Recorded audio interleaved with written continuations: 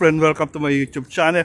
Meron naman tayo isang video gagawin. Bali, mga ka-friend, may nilakad pala ako dito sa Masa. Bali ngayon, nagutom na naman tayo mga ka-friend. Kaya kakain na naman tayo. Bali, meron ko nakita ditong kebab. Masarap daw yun. Dinarayo siya. Madami nga kumakain. Kaya tinake out ko na lang. Dito tayo pumunta sa kanilang piazza. Ang ganda nga ng piazza nila. Oh, di ba mga ka-friend? Oh, lupit. Meron pang pa-fountain. Puntahan muna natin. Maganda siya bago tayo kumain. Mabuti nga medyo maganda ang panahon kasi mga ilang araw ay mahaliwalas na ambon-ambon. Pero alam ko mga karaniwan na fountain na ganito pwedeng inumin. You know, friend, ang lupit. Diba? Talagang marble din siya kasi sa Carrara madaming yes, pwede inumin yan. 1860 pa yata ito ginawa. Ang tagal na ha. Ganda siya mga ka-friend. Ito yung kanilang diba ang ganda, perfect view. Napagod tayo mga ka-friend. Kakain muna tayo bago tayo umuwi. Ay, pinapabalik na naman ako bukas. Pabalik-balik na lang. Laging kasi dapat maaga ako gigising mga ka-friend. Ay, pagkabangon ko, pinulikat na naman yung aking paa. Yung aking pala binti. Parang may pumipigil sa akin na wag kang bumako na maaga. Ayan, late na naman ako. Alas 9 ako nakarating. Dama na naman pila. Ay, nakakainis. Saan tayo pwedeng kumain na medyo mala? Dito naman kasi, tinan ko nga ako. Ayos. Di ko kasi nadala yung di ko nadala yung aking tripod. Nakakainis pa paano ako makapag-video. Okay. Kain tayo mga ka-friend. Alam mo mga ka-friend, meron din silang dessert dito sa mga, ewan ko kung saan to dessert, yung baklava. Ang ganda ng pangalan, baklava. Sinong baklava? So,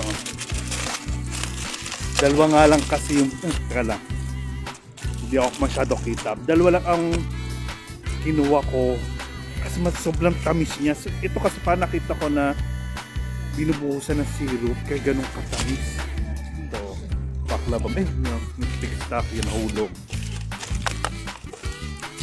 Meron siya. Sayang, wala pa. Yan. Kakainin nyo ng mga ibon. Yan. Sobrang tamis niya. Nakakatawa ka mga kapre, nahulog yung baklava.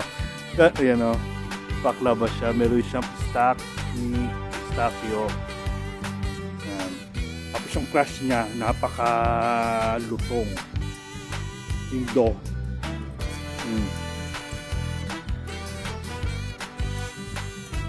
Masarap siya.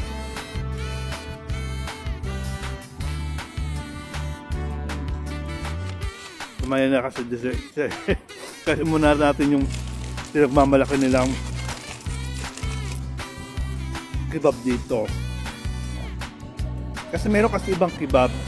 Depende sa timpla. Kung minsan may maalat, may sakto lang. Pero sa Turkish yata masarap ang kanilang kebab. Alam nga lang yung mga ka-friend, ang kebab dito panalo. Grabe ang laki. Tapos ang dami pang laman.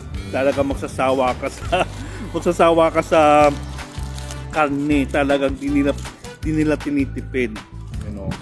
Nga lang pagka mga kalapati dito binidyan mo ng pagkain nila. Dudumugin ka. Wala pa, isa pa lang to ha. Pagka binidyan mo yan, pagpupuntahan yung mga kamag-anak niya para nakikita nila. Perfect. O, diba? Panalo. Alam mo, di ko ito mabuubos. Kasi take out ko, kakain ko mamaya na naman. Tignan lang natin. Talagang masarap siya.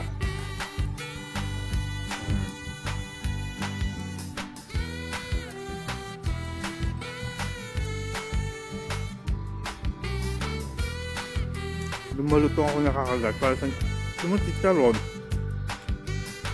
Siguro ang kanin niya. Crunchy. Masarap ha. Hindi siya yung lasa niya, sumasabog sa bibig.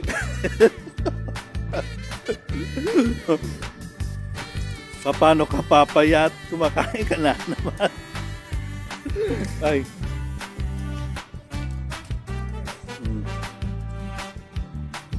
Sarap nga.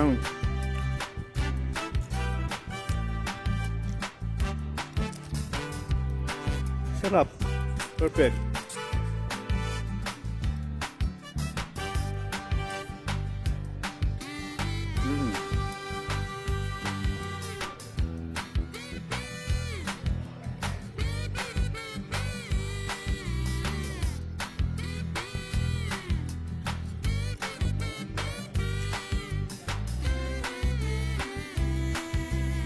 Masarap siya mga ka-friend.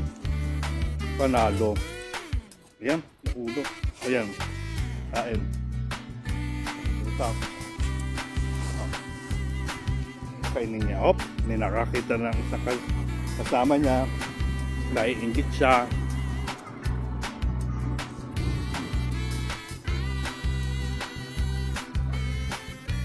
Laki kasi alit ng bibig ko kasi kasi. Sarap niya.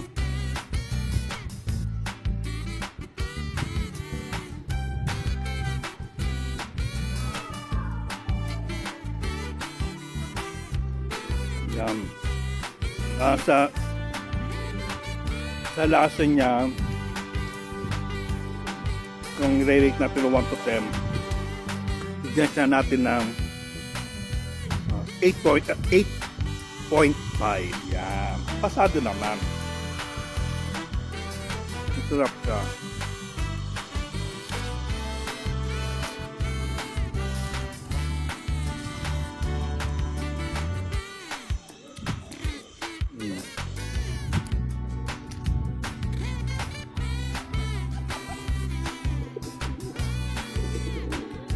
Di ba akong nalalasan yung crunchy niya ay na masarap.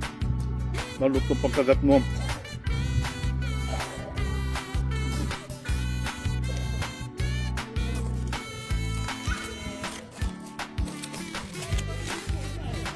Kain tayo mga ka-friend.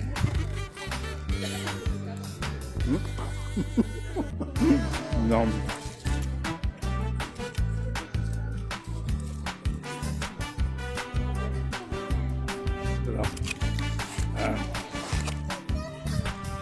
Balikan natin sa mamaya.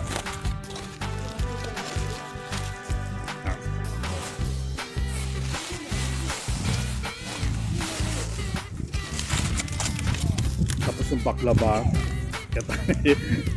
Sumatamis na naman eh. Sarap siya. Ito. Baklava.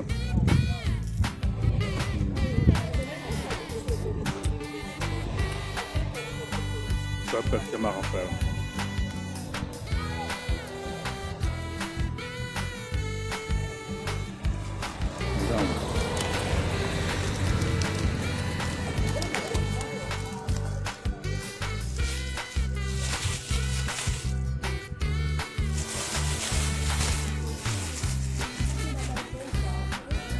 Masarap.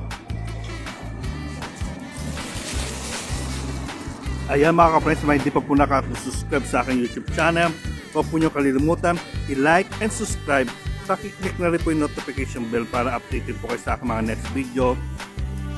Maraming po salamat mga ka-friend. Hanggang sa muli po, bukas uli kakain tayo. Bukas po ulit.